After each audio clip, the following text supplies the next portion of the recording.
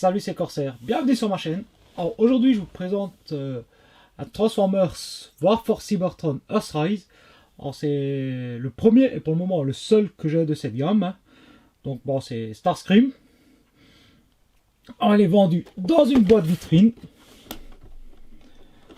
en mode robot. Alors bon, on va retrouver donc ici la gamme Transformers de génération. Donc c'est du Takara Tomy. En boîte, pour l'ouvrir c'était un peu la galère, hein. Alors la forme de la boîte, bon, plutôt originale, hein. Avec un bel artwork ici, hein, de notre Starscream.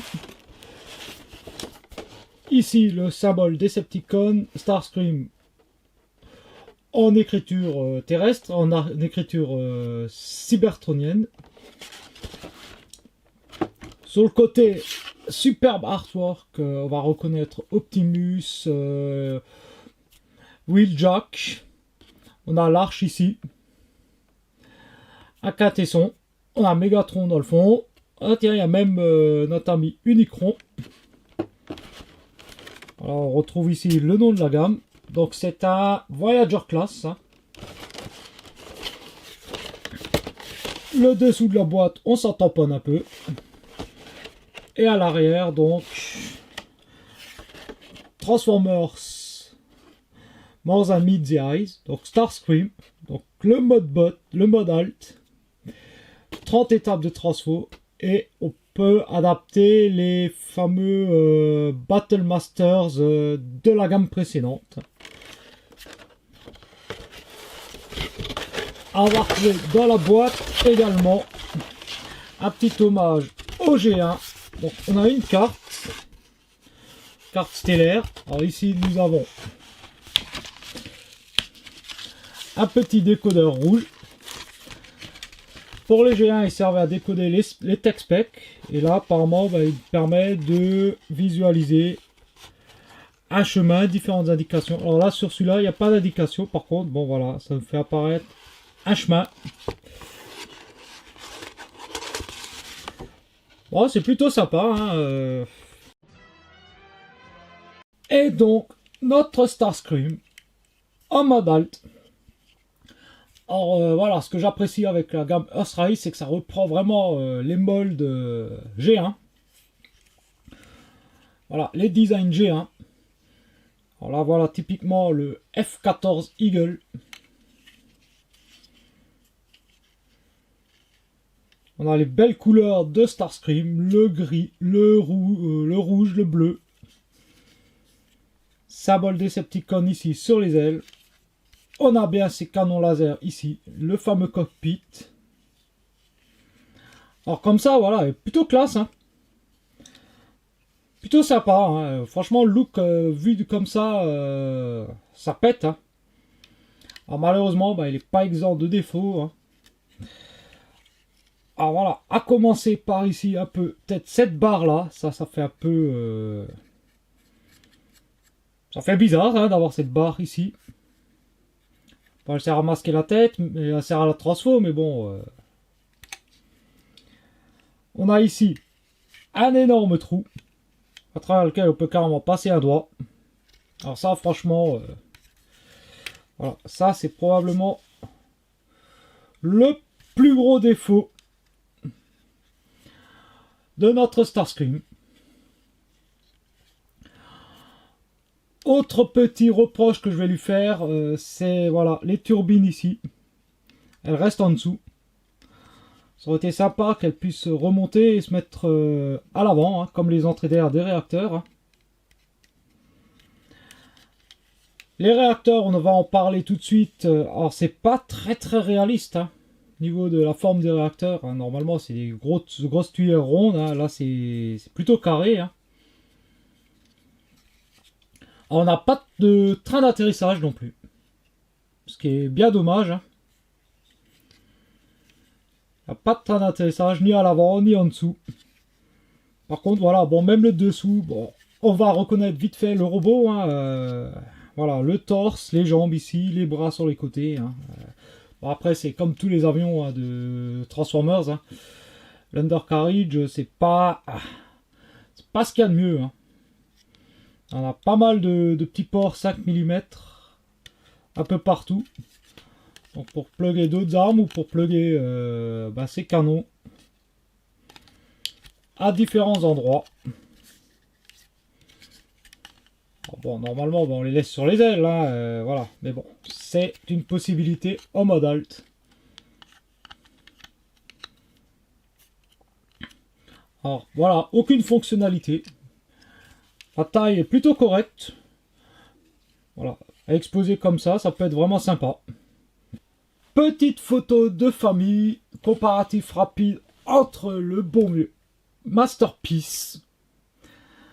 Le deuxième mold de Masterpiece, donc c'est le MP11, si ma mémoire est bonne. Et donc notre Earthrise. Donc on va voir que voilà, le design, les couleurs, à part quelques petits détails, comme par exemple le symbole Decepticon qui n'est pas tout à fait à la même place, le dessin sur les dérives qui diffère un peu. Alors effectivement, voilà, les réacteurs qui sont différents. Bien sûr, le MP, lui, a son train d'atterrissage. Hein.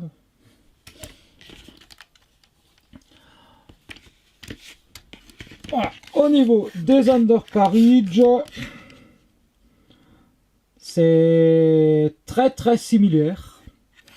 Alors, voilà ce que je disais sur celui-ci, sur le Earthrise. Voilà, les entrées d'air des turbines auraient été, ça aurait été bien de les avoir ici. Hein. Voilà. Bon. Le MP évidemment est mieux fini, donc il n'y a pas le trou, même si on voit la tête et d'autres éléments également. Hein. Bon, évidemment, c'est pas le même prix, hein, c'est pas la même gamme. Hein. Le Earthrise reste à jouer, le MP évidemment, c'est de la collection. Hein. Voilà, juste vraiment dommage qu'il manque le train d'atterrissage sur celui-ci pour le poser à côté. Hein. Mais globalement, voilà, franchement, les deux versions là de Starscream qui reprennent le design du G1, franchement, vous ne pouvez pas vous payer le MP, le Earthrise peut parfaitement convenir. Bon, et bien, place à la transfo. Alors bon, la transfo relativement simple. Hein. On n'a pas vraiment besoin de la notice. Bon, la première transfo, jetez un œil dessus.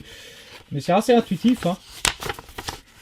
Et au cas où, voilà, la notice est plutôt bien détaillée. Il n'y a que l'étape des bras là qui est un peu complexe à comprendre la première fois, mais sinon dans l'ensemble, voilà, c'est une transfo qui est plutôt sympa, plutôt fun.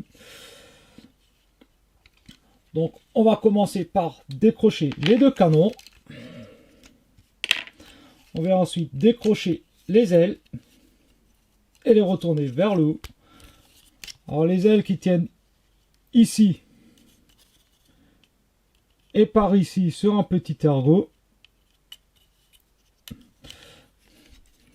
On verra ensuite en dessous, on va soulever le slibard. On va écarter ici ces deux plaques. Et on va étirer les jambes.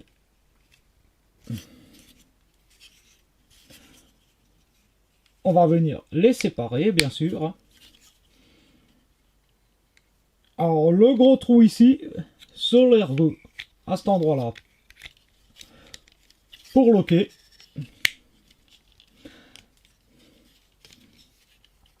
On va venir avancer le pied, sortir le talon. On décroche ici la dérive. On la bascule. Et on va monter cette pièce-là. Bon, pareil pour l'autre jambe.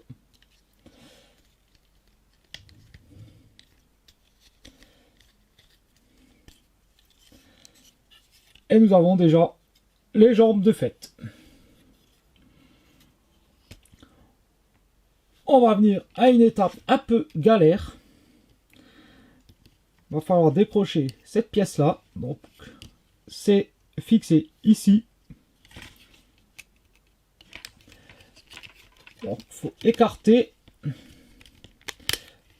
et avancer. Donc, tout l'ensemble bascule. On en profite, on remet le slibard à sa place. On va venir ici, écarter comme ceci les bras pour les sortir. On vient ensuite, à ce niveau-là, décrocher le cockpit et le basculer en avant. On va se servir ici de la rotation. On va basculer. On va séparer le cockpit, le nez de l'avion en deux au milieu. Ce qui va libérer la tête. Et on va descendre de manière à positionner cette partie-là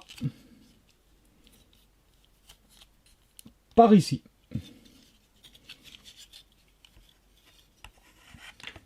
On va remonter tout le torse.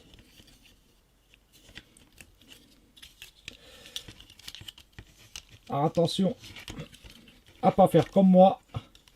Voilà.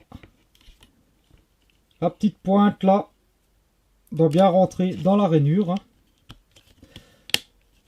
Et on vient reclipser le torse aux mêmes endroits. On positionne le cockpit le mieux possible.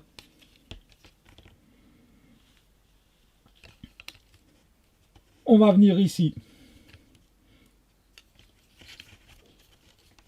Alors je vais écarter l'aile. On va ouvrir les bras.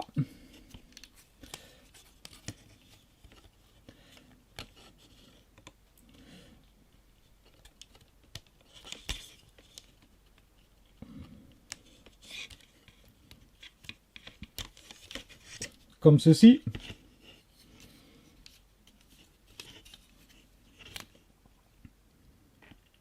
Et on va étirer à ce niveau-là. Donc on va repositionner de cette manière-là. Donc vous voyez un petit arrondi ici. Hein. On va repositionner comme ceci.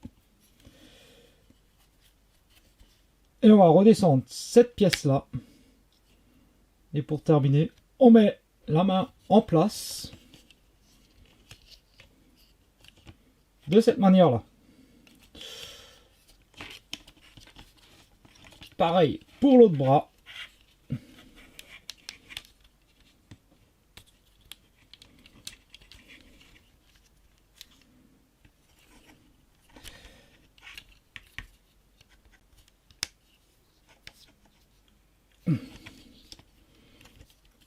On remet les ailes. On prend les deux canons. Et on va venir les placer ici dans les trous 5 mm.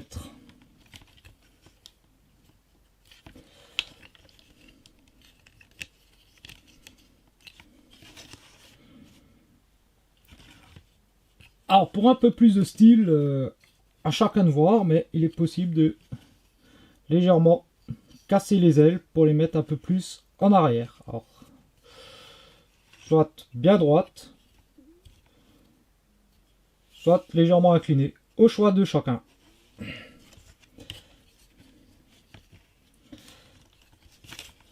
Perso, je préfère avec les ailes légèrement pliées vers l'arrière. Je trouve que ça fait un peu plus stylé. Et voilà donc notre Starscream transformé. Alors franchement, voilà, le mode avion, autant il avait pas mal de défauts, autant le mode bot, franchement je le trouve classe. Hein. On reconnaît directement le Starscream G1. Hein. Le look général, l'emplacement des couleurs, les canons sur les bras, les ailes avec le logo Decept à l'envers. Alors évidemment, c'est pas parfait. Hein. Bon, je rappelle quand même que c'est un jouet. On a quand même les dérives ici sur le bas des jambes. Hein. Et le nez de l'avion dans le dos. Mais bon, à part ça, voilà, c'est vraiment Starscream. Alors, point de vue des articulations, la tête peut monter et descendre. Pivoter de gauche à droite. Les épaules, on peut lever, pas de souci. Rotation. Alors évidemment, ça va vite taper dans les ailes. Nous avons une rotation à ce niveau-là. On a le coude à un peu plus de 90 degrés. Et bon, éventuellement, la main qui peut bouger comme ça. Mais bon, c'est dû à la transfo et ça ressemble plus à rien, quoi. Et on peut apercevoir ici au passage un petit creux qu'on va tolérer. C'est dû à la transfo.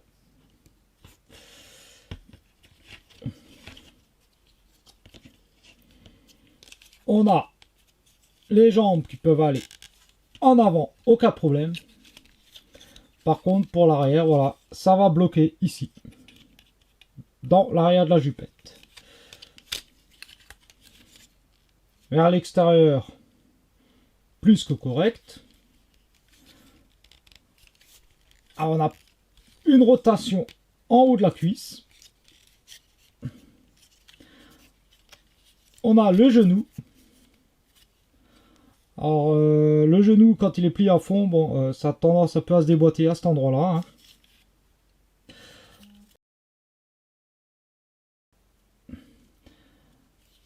Bon, ça va, c'est pas bien méchant. Hein. Et on a le pied, donc, qu'on peut baisser. Idem pour le talon. Et donc, l'inclinaison vers l'intérieur, qui est pas mal du tout, hein, ce qui permet de belles poses quand même. Hein. Je redescends le slibard. Hein.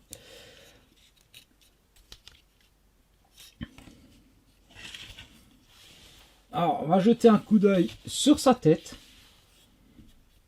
Alors, évidemment, la tête, voilà.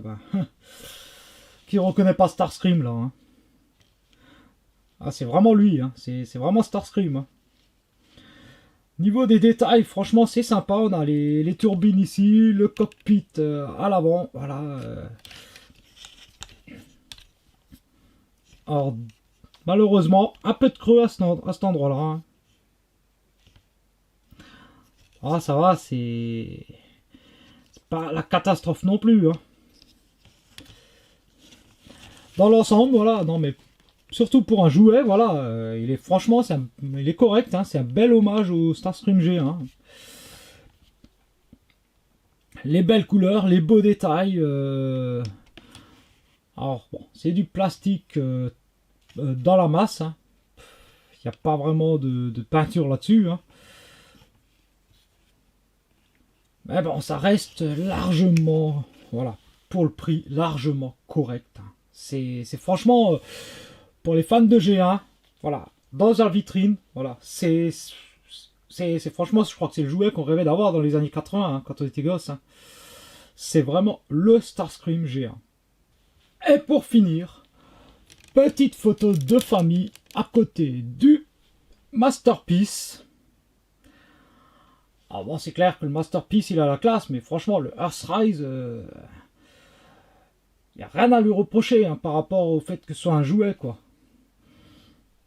Même certains trucs que j'aime bien sur le Earthrise par rapport au MP, hein, les pieds, par exemple, déjà sur le Earthrise, je trouve qu'ils sont mieux gérés que sur le MP. Les ailerons sont plus discrets, voilà, sur le Earthrise, même que sur le MP.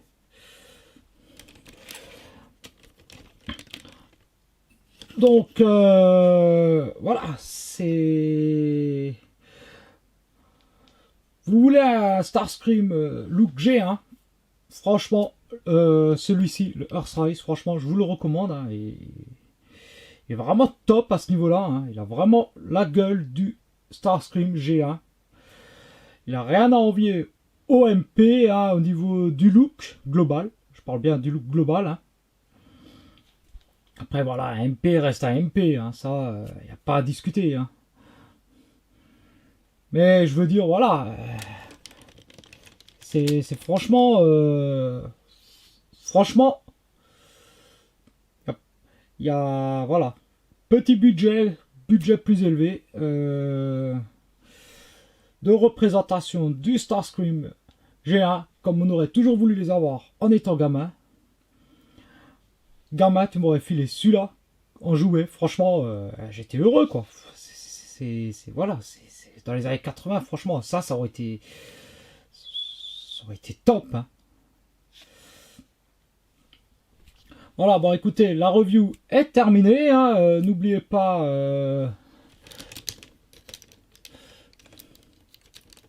vas-y.